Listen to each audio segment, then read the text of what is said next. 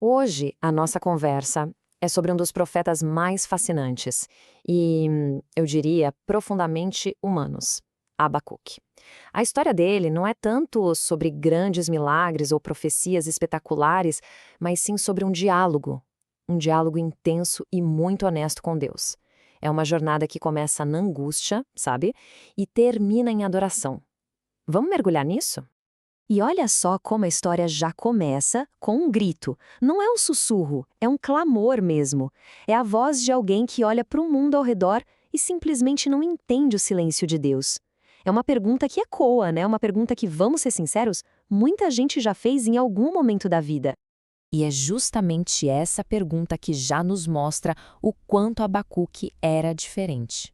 Ele não se encaixava muito bem no molde, digamos, tradicional dos profetas da sua época. E aqui a gente vê uma inversão, que é fundamental para entender tudo. A maioria dos profetas falava de Deus para o povo. Era essa a função deles. Mas Abacuque, ele falava com Deus sobre o povo, sobre o sofrimento que ele via. Ele não estava só transmitindo uma mensagem, ele estava, na verdade, iniciando um debate com o próprio céu. Ok, mas por que essa confrontação toda? De onde vinha essa angústia? O que estava acontecendo no mundo de Abacuque para ele chegar nesse ponto de ruptura? O que ele via era basicamente uma sociedade desmoronando. A violência era comum, a injustiça corria solta nos tribunais, a corrupção parecia estar em todo lugar. E para ele, a sensação era de que Deus estava ausente, em silêncio, enquanto tudo ruía.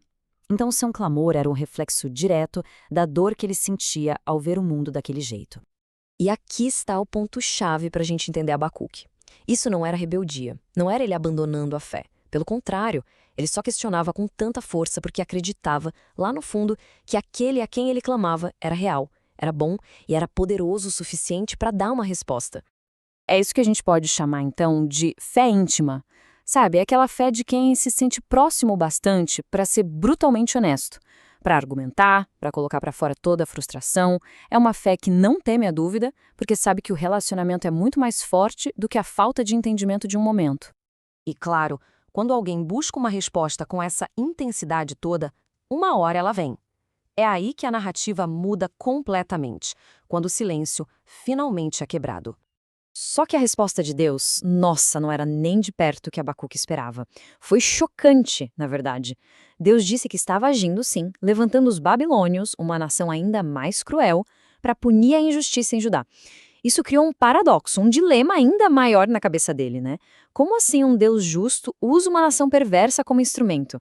O silêncio foi quebrado, mas o mistério só aumentou. E é exatamente nesse ponto, diante dessa resposta desconcertante, desse plano divino que parece uma contradição, é aqui que Abacuque passa pela sua transformação mais profunda. A jornada dele agora sai da confusão e vai em direção à confiança, chegando no seu auge emocional e espiritual. A virada de chave é total. Aquele homem que começou sua jornada com um "até quando?", agora se prepara para fazer uma das declarações de fé mais poderosas e bonitas de toda a Escritura. Uma fé que a gente vai ver não depende mais de entender para poder crer. Ele começa pintando o pior cenário possível, reconhecendo a possibilidade da desolação total. A figueira, que era um símbolo de prosperidade, de bênção, pode ser que ela não floresça. E ele continua: a videira, outra fonte de sustento, de alegria, também pode falhar. Ele está de fato montando um quadro de perda completa, um futuro onde nada do que se espera acontece. E então, depois de descrever o vazio total, vem a conclusão triunfante. Todavia, mesmo que tudo falhe, mesmo no meio do deserto, a alegria dele não virá mais das circunstâncias, mas da própria fonte da sua salvação. Ele encontrou um alicerce que não pode ser abalado. Certo. Então, o que a gente tira de tudo isso? Qual é a grande lição dessa jornada tão intensa, desse caminho que vai da dúvida à confiança absoluta? O que Abacuque nos mostra é um outro tipo de fé. Não é uma fé baseada em entender tudo, em ter todas as respostas na mão, mas sim uma fé que está enraizada na confiança em quem Deus é. É a capacidade de descansar, mesmo no meio da tempestade de incertezas. Em resumo, a jornada de Abacuque nos ensina algumas coisas bem importantes. Primeiro, que Deus não se ofende com perguntas sinceras. Que a dúvida, muitas vezes, não é o fim da fé, mas o caminho para uma fé mais forte. Que é totalmente possível estar num relacionamento com Deus mesmo sem entender tudo o que acontece. E, por fim, que essa jornada pode, sim, começar numa crise profunda e terminar numa adoração genuína. Então, a gente termina com essa provocação para pensar. A história de Abacuque nos desafia a olhar para a dúvida de um jeito diferente. Talvez aquelas perguntas mais difíceis, mais doídas, não sejam um sinal de fraqueza, mas sim o ponto de partida, o convite para uma fé mais profunda, mais autêntica e, no fim das contas, inabalável.